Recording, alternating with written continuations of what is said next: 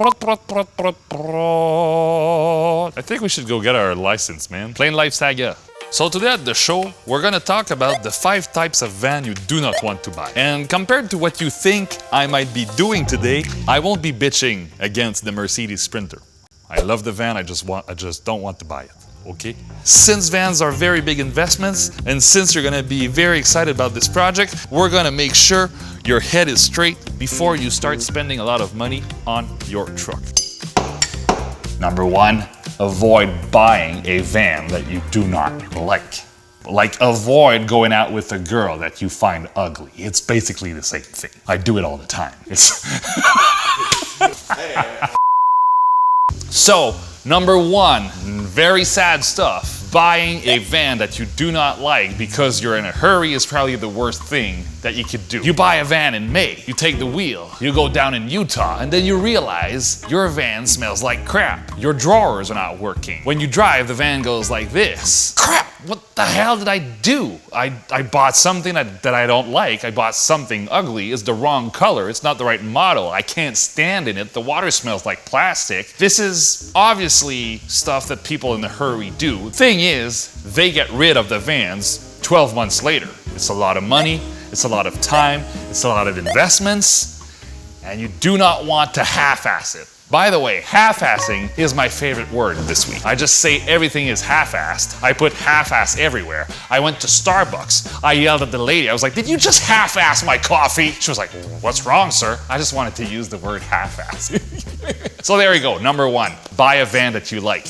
Take your time. Number 2 of the vans that you would like to avoid at all costs. And this is gonna sound a little bit weird, but it's the van that you won't use. I hear a lot of people buying vans, and I understand with COVID there was a big van rush. However, it would have been very simple to ask yourself, do I really need to buy a $200,000 van, or could I just rent for a weekend or 2 in the year to be happy? And the reason why I say this is because I've seen several cases of people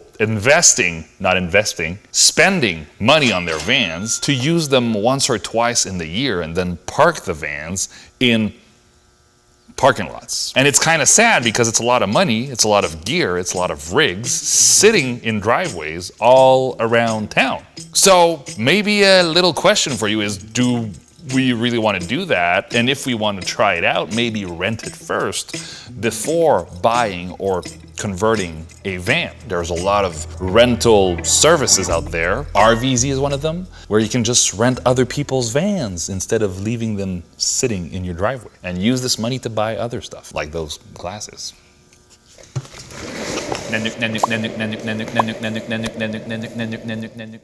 The third type of van you would like to avoid is the van you do not need. When I talk with people about their future van projects, this van usually comes like very precise options. The 4x4 is among the most popular ones, but lift kits, a lot of solar panels, rugged tires. Those are all bells and whistles that you wish you have in your garage. I understand this. When you start planning for your van project and you're looking for a van, start with what you need, not necessarily all the bells and whistles that you see on Pinterest. So for example, list what you're trying to achieve with that project. How many people are going to be sleeping? Is it a weekender? Is it for a full-time van? Do you need to be standing up inside? How many people are going to sit? And what kind of travel are you looking to do? Is it professional travel? Are you going to be working on the road, or is it just for leisure? Bike travels, hiking, climbing, etc. And make sure your van is helping you sustain those goals. I have this conversation with people. They come up, they're like, "Oh, we're looking for a Sprinter 4x4.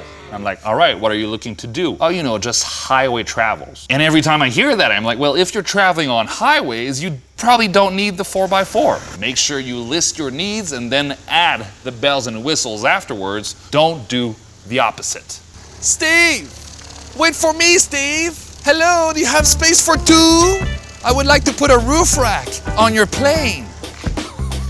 So the number 4 vans you want to avoid at all costs is the hard to maintain van, or the impossible to repair van. In those vans, I'm talking about Westphalias, Delicas, and all those fancy looking old fashioned Pinteresty vans that are cute, but that are hard to repair because they're old. We all thought of owning one at some point. We're like, oh, we're gonna go on a road trip in that Mitsubishi Delica. It's gonna be awesome. The pictures are gonna be super nice. However, if you're not a handy person, maybe you want to avoid those vans because in a road trip, if you're not ready to stop, repair, wait for a part to show up from Japan or Europe, repair your van and then go, well, maybe those are not the vans for you. They look good, they're awesome, they smell like the 1970s. I'm not sure what that smell is. However, they are made for handy person. And when I started talking with Delica owners or Westfalia owners, they looked at me and they're like, there's no way you can manage those trucks by yourself on the road. You need skills. I don't. So, number 4 of the vans that you would like to avoid is the hard to maintain or impossible to repair kind of vans. Number 5 of the types of van you want to avoid at all costs is the expensive van.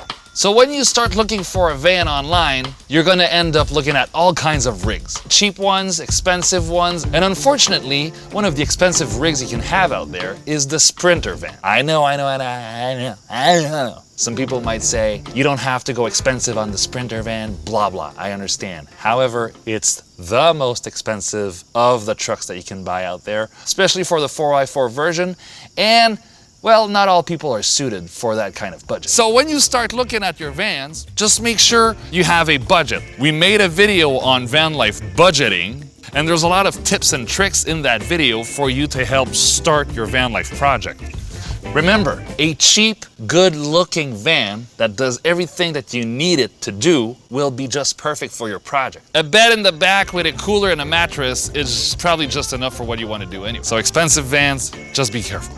Be careful, you do not want to buy an expensive van. Because the fact is, vans are expensive. They are expenses. They're not investments, so you're obviously going to lose some money with your vans. Number 1, try to avoid buying vans that you do not like because you'll end up spending a lot of time and money with that van and you want to make sure everything is good to go. Number 2, a van that you won't use. I have a lot of friends and people that I know just buying vans and not using them. The vans are in the driveways, sitting there for 11 months, going out for 2 weekends, coming back, going back in the driveway. Number 3, buying a van that you do not need, adding a lot of options that are going to end up being very expensive and useless. Number 4, avoid buying impossible to repair vans. We love Westfalias, we love buses, we love Delicas, we love all of those weird looking vans. They require a certain level of skills and investment that most people I know that are on the road right now do not want to do. Number 5, avoid buying an expensive van. If you can afford one, fine. If you can't, there's a lot of options. Can you tell that we just bought a light kit and we're having fun with this?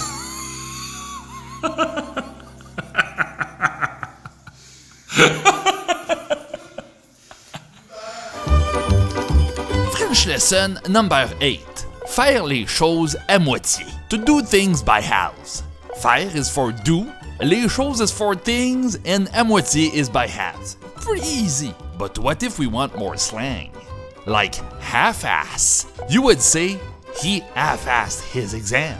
Il a botché son examen. From the English, to botch, botché. But don't translate half-ass directly in French, because it would sound something like, he half-assed his exam, il a moitié cu son examen. And this is very weird in French. Don't say that. Faire les choses à moitié. Do things by halves.